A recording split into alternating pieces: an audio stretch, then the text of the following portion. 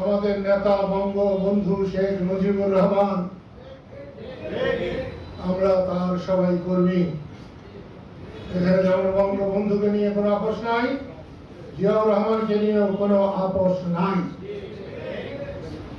আমরা স্বাধীনতাকে দেখতে চাই, আমরা নতুন করে স্বাধীনতা বানাতে চাই না। মুক্তিযোদ্ধাদের গলায় জুতার মালা দিয়েছে, কিচ্ছু করতে পারে নাই।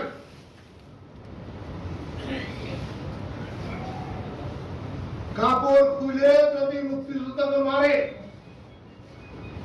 কিছু করার নাই।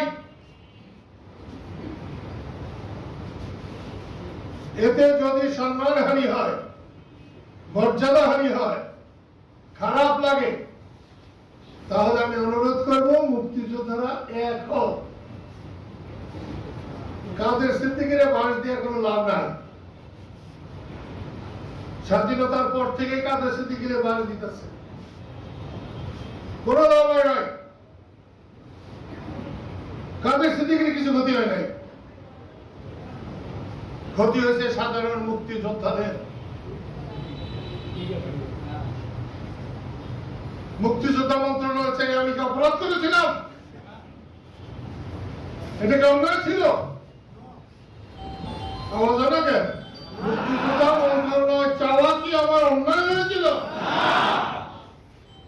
আমার গাড়ি ভাঙলো কেন?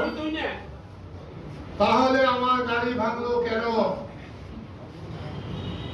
ভৈরবে আমার গাড়ি ভাঙলো মুক্তিযোদ্ধা মন্ত্রণালয় চাওয়ার পরে, সম্মানী ভাতা চাওয়ার পরে।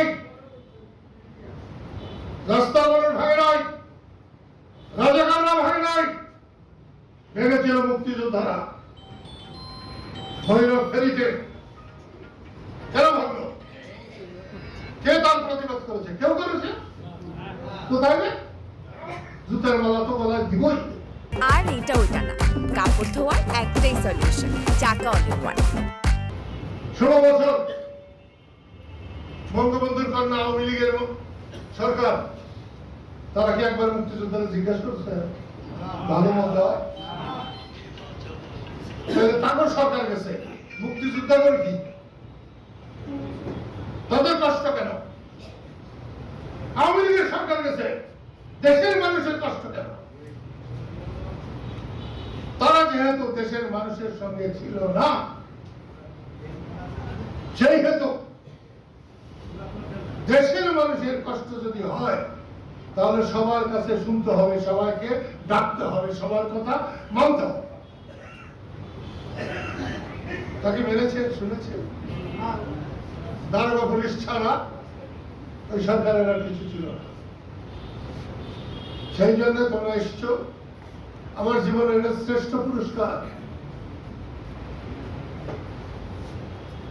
যদি তোমাদের মনে হয় যে কতদিন বেঁচে থাকবো, লাভ নিয়ে বেঁচে থাকবো না, সম্মান নিয়ে থাকবো, তাহলে এক থাকতে আমি 1 নম্বর হলো আল্লাহ বললাম, আর 2 নম্বর হলো মাসের কথা। এর মাঝখানে আমার কাছে কিছু নেই। আমি আমার কথা শেষ করতে চাই এই বলে যে ফজলুর এক সময় বলছিল যে মুক্তিযোদ্ধারা কথা বলতে চায়, আমিও কথা শুনতে চাই। কথার চেয়ে বড় শক্তি পৃথিবীতে আর নাই। বাসে কথার যেমন কোনো মূল্য নাই, মূল্যবান কথার কতটা ভার সেটাও বিচার করে বের করা যাবে না। যদিও সবাই কথা বলতে পারে না, তারা অনেক বড়।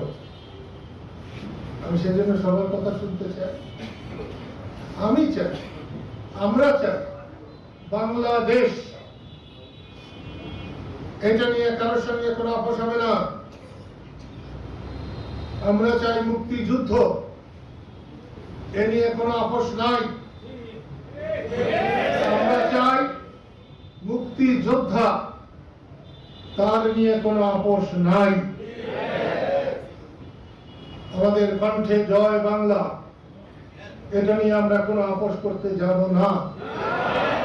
আমাদের নেতা বঙ্গবন্ধু শেখ মুজিবুর রহমান, আমরা তার সবাই কর্মী।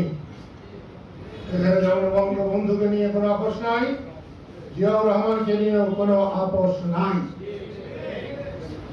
আমরা স্বাধীনতাকে দেখতে চাই, আমরা নতুন করে স্বাধীনতা বানাতে চাই না। যারা আওয়ামী লীগ সরকারের পতন ঘটিয়েছে বৈষম্য বিরোধী আন্দোলনের মধ্য দিয়ে, আমি তাদেরকে সাধুবাদ জানাই, ধন্যবাদ জানাই, অভিনন্দন জানাই। কিন্তু তারা যদি বঙ্গবন্ধুকে অস্বীকার করে, তারা যদি মুক্তিযুদ্ধকে অস্বীকার করে,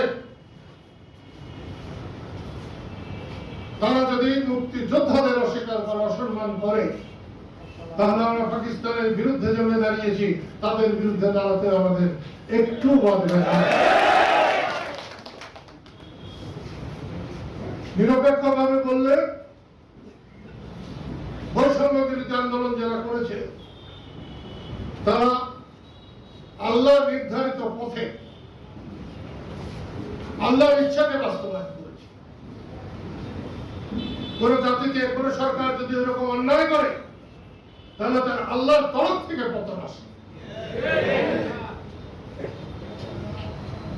এই কোটা বিরোধী অথবা বৈষম্য বিরোধী তাদের আন্দোলনের একার ফসল এটা নয়।